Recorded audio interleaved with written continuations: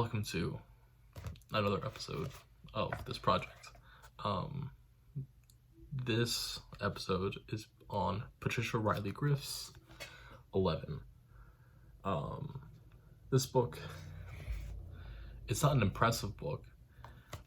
It's really written for late elementary, early middle school readers. To give you an idea,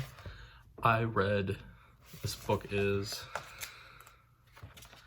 about 150 pages, and I read it in the time it took to update my computer and render the last few videos. So, super quick read. In the same way of the Mike Lupica book, it's not, and a lot of the other books we're gonna get to eventually, isn't necessarily an impressive book, but just because it's not impressive doesn't mean it's not a good book. I would argue that 11 is still a very good book.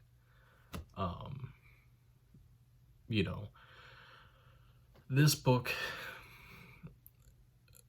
if you strip everything away from the book and you just focus on what the message is about, this is a book about finding and confirming your own place in the world and being comfortable with who you are, which is, I think, a really, really strong message, especially once we get to that middle school age. Middle schoolers have a strong tendency to not really understand or have a lot of difficulty figuring out who they are. I think this is a great book for that. You would never read this in a class. This is not a book to use literary analysis on, but that doesn't mean you can't recommend this book to a kid. I've never heard this book discussed anywhere or talked about anywhere or even seen it anywhere, which is honestly kind of surprising because Reilly Giff is a 2-time Newbery Medal award winner, which is actually really impressive. But this book, it doesn't really have anything to offer, but it's still a good read. It still made me tear up, right? Part of that's just because I intentionally invest myself into books. But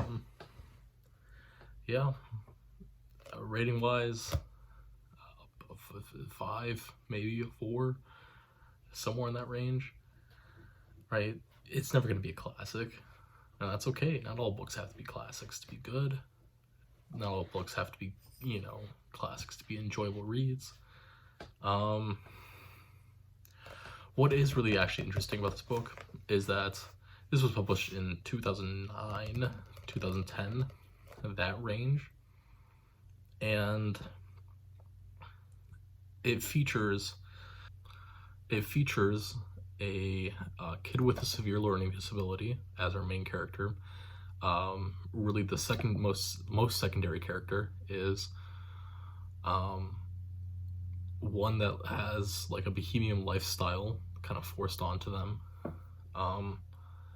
You have people of color, and not like forced people of color. They're good characters that just happen to be people of color. And